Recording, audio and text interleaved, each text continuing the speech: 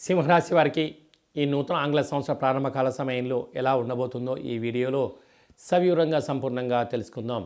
సింహరాశిలో ఏ నక్షత్రాలు వస్తాయనగా మఖా నక్షత్రంలోని 4 పాదాలు, పుబ్బా నక్షత్రంలోని 4 పాదాలు, ఉత్తరా నక్షత్రంలోని 1 పాదం కలిపితే సింహరాశి అవ్వడం జరుగుతుంది. చాలామందికి పుట్టినటువంటి కాల సమయంలో డేటా బర్త్లు లేనటువంటి కారణం వలన పేరు యొక్క మొదటి అక్షరాన్ని అనుసరిస్తూ ఆ రాశిని తెలుసుకునే ప్రయత్నం చేద్దాం. మా, మీ, మూ, మే, మో, టా, టీ, టు, టే అక్షరాల వారందరూ కూడా సింహరాశి జాతకులే. సింహరాశి యొక్క అధిపతి రవి భగవానుడు. వీరికి రాశిలోనే ఉండబడినటువంటి రాశాధిపతి పంచమ స్థానంలో సంచారం చేయడం చాలా యోగదాయకం. 2వ స్థానంలో కుజుడు, పంచమ స్థానంలో బుధాదిత్య రాజయోగ కావడం వలన ప్రభుత్వ ఉద్యోగంలో ఉండబడిన వారికి ప్రభుత్వ ఉద్యోగ అవకాశాలు, ప్రభుత్వ ప్రమోషన్స్ రావడం, మీరు అనుకున్న ప్రాంతానికి ట్రాన్స్ఫర్ అవ్వడం, అక్కడే బుధుడు ఉండడం వలన నూతనమైన పెట్టుబడులు, వ్యాపారాలు, ఆకర్షణ, అద్భుతమైన ఆనందానికి సింహరాశి వారికి కొదవలేదు అని చెప్పి గమనించాలి.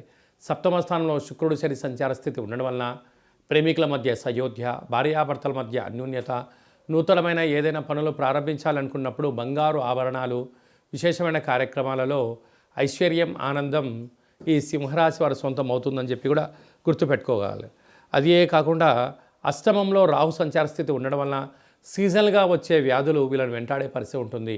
సకాలంలో తిండి, సకాలంలో నిద్ర, సకాలంలో ఏ పనులు అయితే చేయాలనుకుంటున్నారో అవి నెరవేర్చుకుంటూ వీలైనంత వరకు ఆవేశం, ఆలోచనను పెంచుకొని ముందుకెళ్ళగలిగితే దీర్ఘకాలిక వ్యాధులైనటువంటి sugar, thyroid, paralysis, brain stroke లాంటి వ్యాధులను నివారించే పరిస్థితి చాలా అధికంగా ఉంటుందని చెప్పి కూడా గమనించగలగాలి.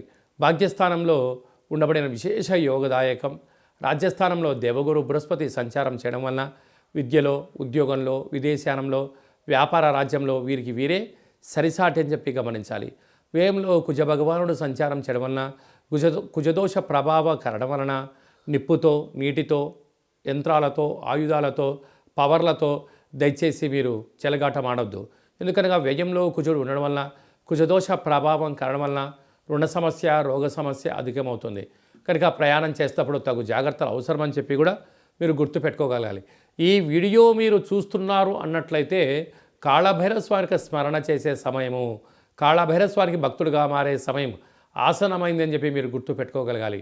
ఇన్ని వేల వీడియోలలో ఈ వీడియో మీరు చూస్తున్నారు అన్నట్లయితే కాళభైరవ స్వామి యొక్క ఆశీస్సుల వలన మీరు కష్టాలకు స్వస్తి పలికి ఐశ్వర్యం స్వాగతం పలకబోతున్నారు ఈ సింహరాశి జాతకులు అని చెప్పి కూడా గుర్తుపెట్టుకోవాలి.